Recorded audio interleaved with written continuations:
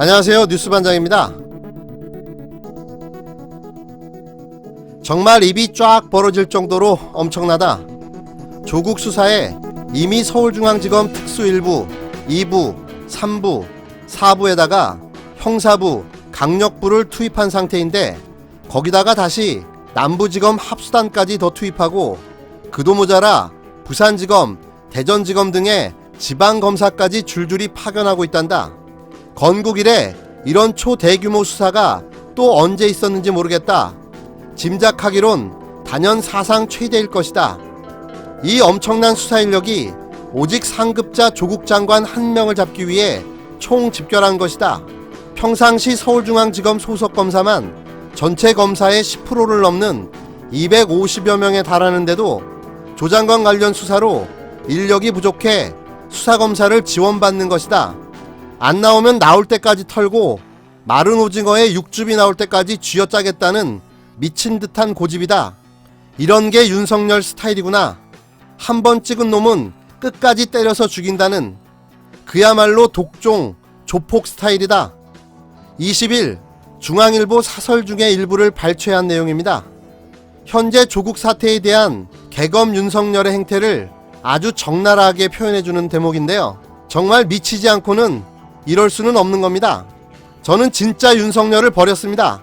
혹시나 했습니다. 설마 했습니다. 이것도 큰 그림 속의 한 조각일 거야. 진짜 검찰 개혁을 위해서 무언가를 하고 있겠지. 자신이 말한 사람에게 충성하지 않겠다는 그의 강직함과 소신, 그리고 뚝심으로 국민에게 신뢰받는 검찰로 변화시키겠지. 그렇게 지켜봤습니다. 여러분께 죄송합니다. 더 기다려보자고, 진짜 플랜은 따로 있을 것이라고 그렇게 말씀드렸었는데요. 진심으로 사과드립니다. 제 패착이었습니다. 한번 개검은 영원한 개검이라는 걸 잠시 망각했습니다. 더 이상의 신뢰도 미련도 없습니다. 검찰을 바로 세우기 위해 검찰을 개혁해야만 합니다. 조국 장관 사퇴를 시켜야 할 게 아니라 윤석열을 파면시켜야 합니다. 그는 더 이상 개혁의 적임자도 국민에게 신뢰받는 강직한 검찰도 아닙니다.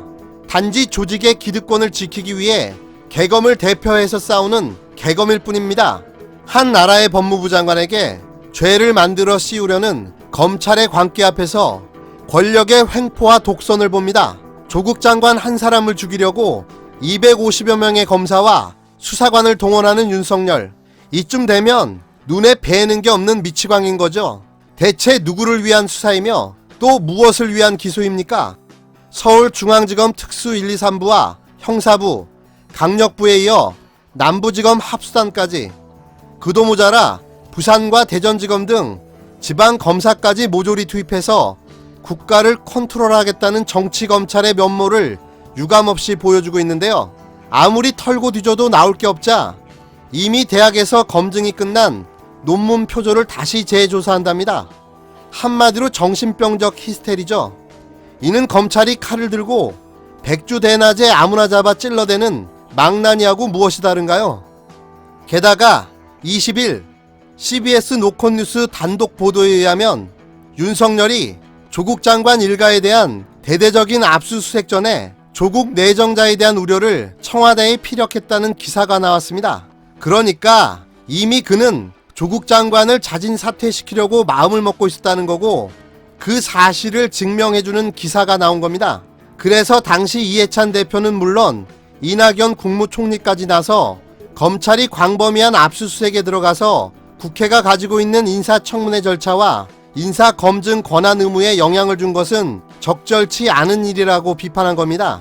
국민이 선출한 권력에 임명직 검찰이 항거하는 거, 아니 쿠데타를 일으킨 행위는 국민과 민주주의를 정면으로 모독하는 행위입니다.